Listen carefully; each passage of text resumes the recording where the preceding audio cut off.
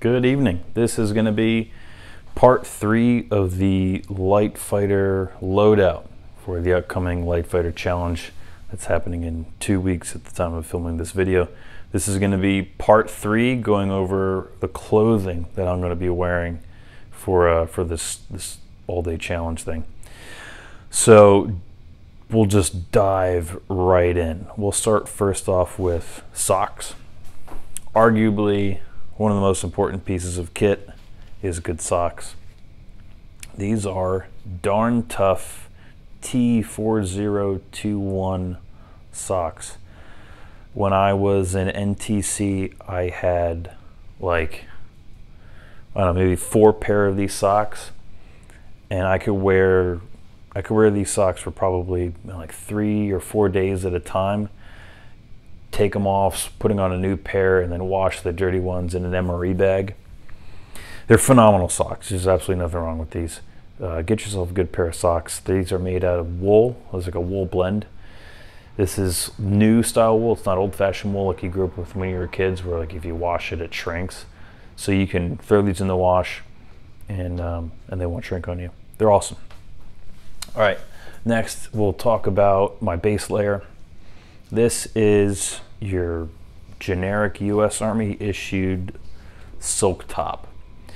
I wear the silk top because it's wicking, so as I'm doing the ruck march and I'm sweating, it's going to pull that moisture away from my body and help keep me cool.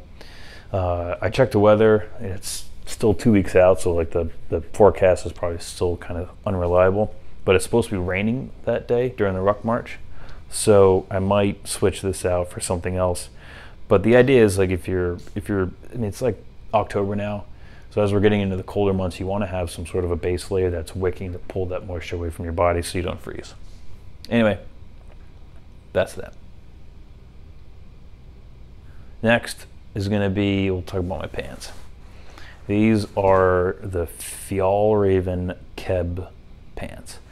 Now, I don't want to wear multicam. I know I got multicam right there, but I don't wear multicam because that's the uniform of the armed services. I'm not in the armed services anymore, so I kind of want to like back away from that. Hence the M81 here. But like, I still needed a good pair of pants, so I forked out some dough and I got the Fjallraven trekking pants. Yeah, I could do an entire review on these pants, and it probably wouldn't be sufficient or do it justice. These things are phenomenal. I just recently bought them. I've been on a couple of ruck marches that's like train up wearing these pants. One of those days it was extremely wet walking through the trails, and this G1000 material, this canvasy style stuff, you wax it, you put beeswax on it and then melt it in, and it impregnates this and creates a very water resistant barrier, so it keeps your legs dry. It's got leg vents, so as you're getting warm you can unzip them and keep your legs cool. It's got one on the lower leg and one on the upper leg. It's got thigh pockets. This one is a thigh pocket with a zipper in here, and then the rest of the pant is made out of this like stretchy, like 4-way stretch material. This is also water resistant. It's reinforced in the butt, and then the lower legs, the shins, have this water resistant material all the way around it. You can do the straps up so you can tighten it down around your boots, and then it's got this little clip right here in the front which you can hook underneath your shoelaces to keep your pants down, so that way as you're like climbing over stuff, this doesn't like ride up on your boot and then you put your foot back down, it's like over top. It's super annoying. But anyway, these are the pants I'm gonna be wearing. The few times that I've used them, I've been extremely impressed with them. Oh, one last thing. It's got the pre-bent knee, so that way when you take a knee, it doesn't like pull against your knee and be super annoying.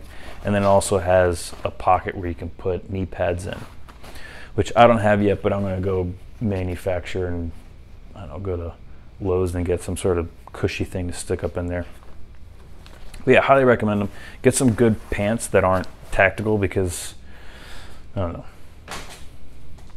don't be super duper tactical. Then footwear.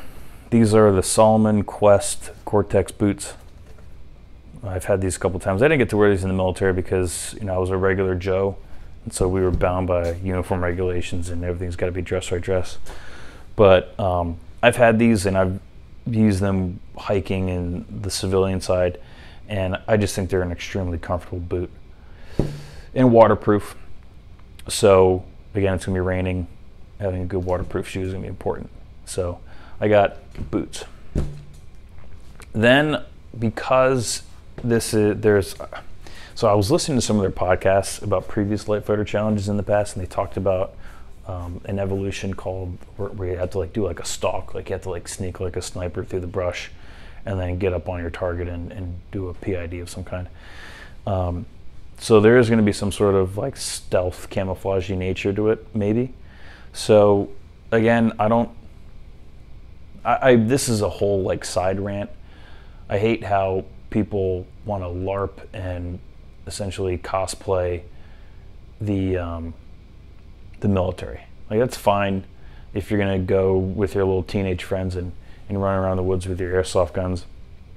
But when you're presenting an outward appearance like you're pretending to be a soldier when you're not, especially if there is some sort of emergency situation, then that's not good. I got a big problem with law enforcement wearing the uniform of the armed services. We already have this is a whole side rant. Anyway, moving on. I have an M81 jacket, old-fashioned BDU jacket that I'm going to be wearing. So I got that. Now I don't have rain gear that is not multicam, unfortunately. I'm still working to phase up my multicam stuff, but I have my rain jacket from the Army. This is part of, or this was, I think, part of the extreme cold weather system. I don't know what layer this is, but it's kind of like a soft shell jacket. It's not like that swishy material, but it's a windbreaker. It's very water resistant. It has a hood that you can fold down into the collar. This is a pocket, but it also acts as a vent to let heat out. Underneath the arms has a vent. And it was a great jacket. I wore this in the winter when I was in the Army, and it was a great jacket. So I'm going to be still wearing it for this challenge when it's raining. I don't have any patches on here because, again, I'm not in the Army, so that's kind of irrelevant. But yeah, that's the clothing I'm going to be wearing. What did I miss? Oh, belt. I'm going to be wearing just a basic leather belt. I found that leather is way more comfortable around my hips over like a rigger's belt or something. Some of the other stiffer nylon belts. For me, it tends to kind of dig into my hip bones and create some chafing and some rubbing. And I just think it's uncomfortable. And I don't need to be rappelling from helicopters with my rigger's belt. So I'm going to be wearing a comfortable basic leather belt that you would wear on your jeans. And that's it. That's my clothing. That's the end of part 3. Let me know what you guys think, and do the YouTube things.